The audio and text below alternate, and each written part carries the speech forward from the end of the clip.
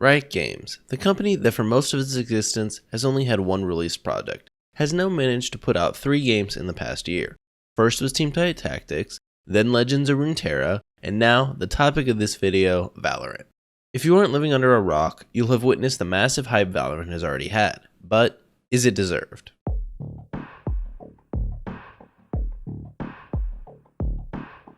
Before we hop into my first impressions so far of the Valorant beta, I just want to quickly touch on how people are getting access.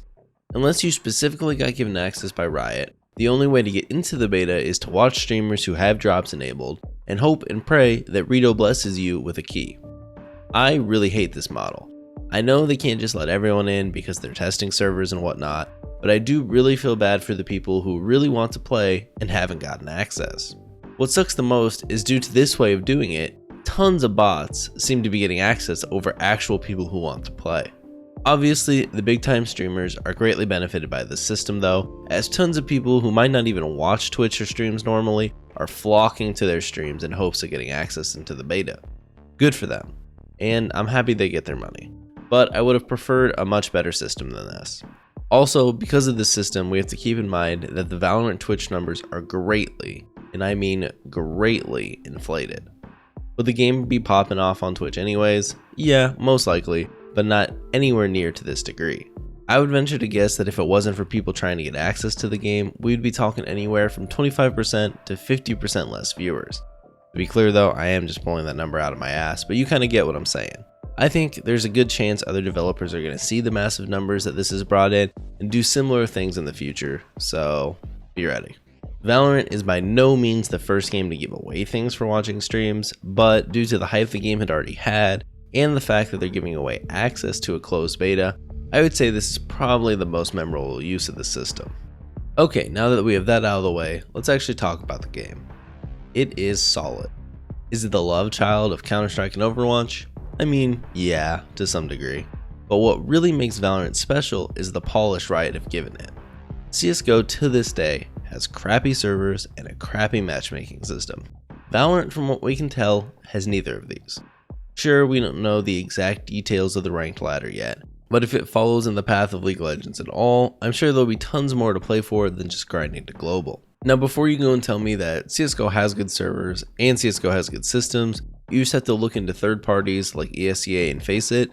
I know, but that's my point. Valorant allows you to just jump into the game and queue up.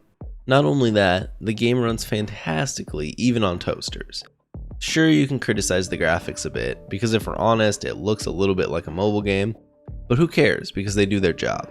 I love the visual clarity the game has, and just out of the box, it runs really well. Smokes are a lot less frustrating in this game, as it is clear when they're going to clear up, or the edge of them. You don't have that weird game you can play in CSGO, or if you stand on the edge of the smoke, you may be able to see through it, but they can't see through you. All the smokes in this just seem to kind of be like a little sphere, and if you're in it, you're in it. If you're not, you're not. So that's really nice. If you've ever played CSGO, you'll know how much of a science it is just to get that game to run properly. And sure, once you figure it out once, or someone helps you out, you never have to deal with it again. But just having a game that runs really nicely right out of the box is a nice change. And it's honestly much more new player friendly. At a basic level, Valorant is a game you'll be very familiar with if you played CSGO. It is a 5v5 competitive shooter based around attacking and defending bomb points. Sounds familiar, right? Well, that is because it is, but it is the little things that Valorant changes up that makes it worth playing. Currently, Valorant has 10 characters that all fulfill different roles to some degree. Unlike Overwatch or some other class-based shooters, each of the characters shares the same weapon pool and health points, so choosing a character is more a matter of finding the abilities that best fit your playstyle and strategy. I really like this, as no character is stuck into a specific role, and any character can kill another easily. It just comes down to the tools each specific character has.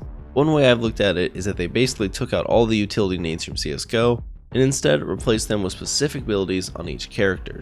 This ranges from basic things like a smoke grenade to a maze style wall you can put up to block off sections of the map. Each character gets one free ability and then has to purchase their other abilities similar to nades in Counter-Strike. Along with this, you also have your ult, which you can charge by picking up ult orbs on the map or by getting kills and dying. This makes it possible to track enemy ults if you can keep tabs on them, because you get one charge for each kill and death. So this is some nice added depth at a higher level. When you launch the game originally, you're given a handful of these characters for free, and then you can earn the others just by playing.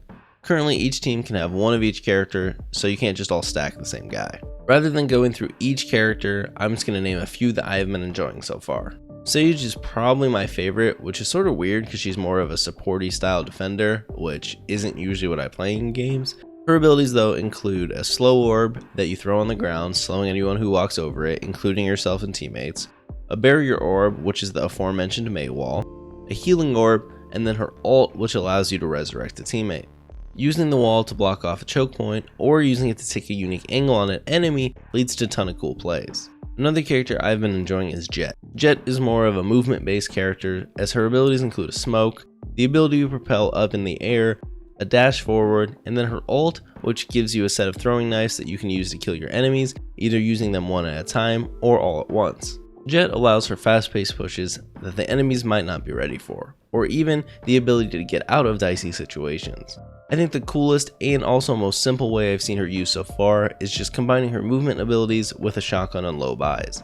She can use her dash to close the gap and get in range of the shotgun, and then take out an enemy. Last up on some of the characters I've been enjoying is Raze. I don't know if that's how you say it, but that's what we're going with. Raze is a character that likes making things go boom. You have a boom bot that seeks out enemies and tries to blow them up, you have grenades, you have C4, and you have her ult, which is a rocket launcher that you can use for some fun kills. Raze is slightly different, as her abilities can kill people instead of being utility abilities like most of the other characters have, so I'm not sure if she'll end up being a little bit stronger. Similar to every game these days, Valorant has a battle pass, which it presents as contracts. Each character has their own contract, and once you activate the one you want to work on, note you can only activate one at a time, you can then earn skins and other items that are themed to that character. This is where most of the cosmetics in the game come from, along with a small shop that has skins you can buy for real money. Personally, skins and cosmetics aren't my thing anymore, so while I'm indifferent toward them, I have heard people say they're pretty lackluster.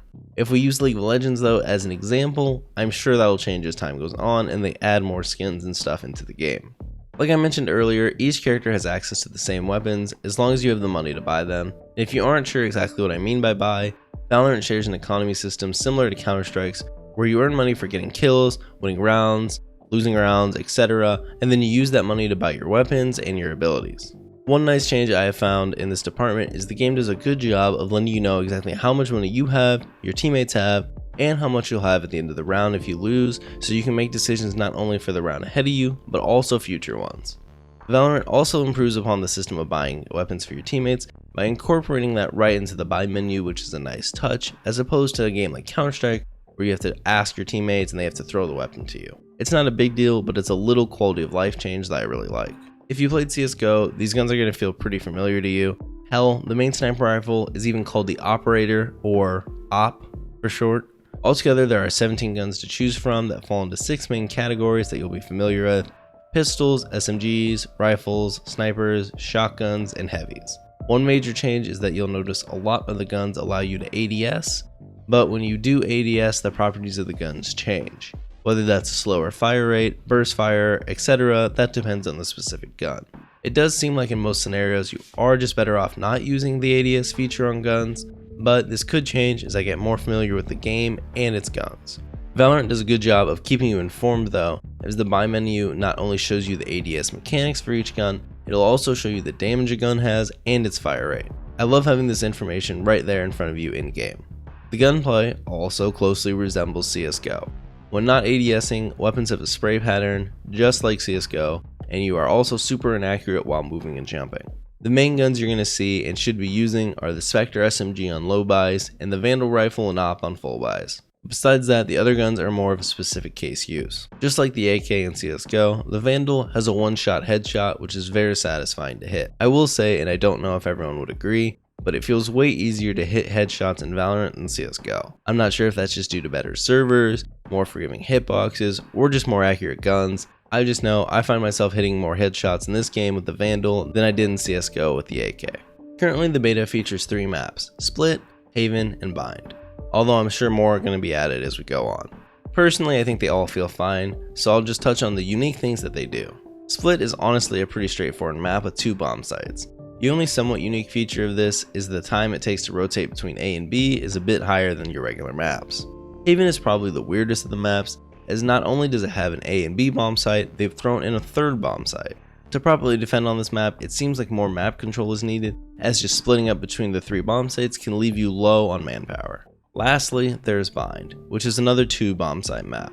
The main unique features of this one being the lack of a true mid, and the teleporters, which allow you to get from one side of the map to the other pretty quickly. Overall, the maps feel fine so far, and I'm interested to see if the rest of the maps all try and come up with unique spins on map design like these do, or if they led with their most creative ideas. Either way, as long as the other maps aren't terrible, I think we'll be fine.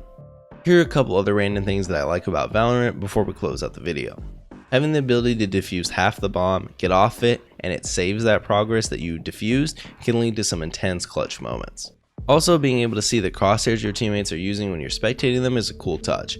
I hope at some point they implement a feature that just lets you take their crosshair when you're looking at them, just with a click of the button, but for now it's cool to at least be able to see them.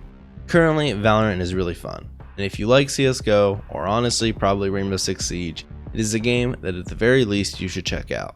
At this point in time, it is hard to say whether my enjoyment is just part of the honeymoon phase that comes with a new game, or if Valorant will truly be my next big game.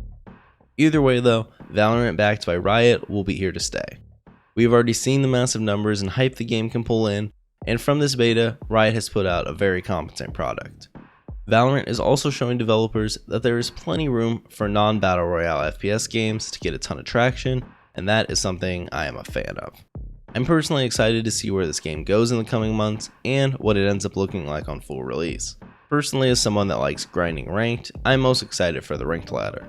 The ranked system, although frustrating as hell in League of Legends, was extremely solid and always led to me wanting to grind more to get to the next tier, even if I was just a gold shitter. Anyways, that is what I think of Valorant so far. Is it a CSGO killer? No, probably not. But for FPS fans that want anything other than battle royales, it is a fresh and exciting experience, and at least for now seems to be living up to most of the hype. Besides those Twitch numbers, which are going to crash once they stop handing out keys. If you liked the video, you know what to do. If for some reason you'd like to watch me stream Valorant live, you can catch me over on Twitch at twitch.tv/Arrrash with 3 R's, or if you want to hear my random thoughts, you can follow me on Twitter at Arrrash with 4 R's, and I'll see you guys next time.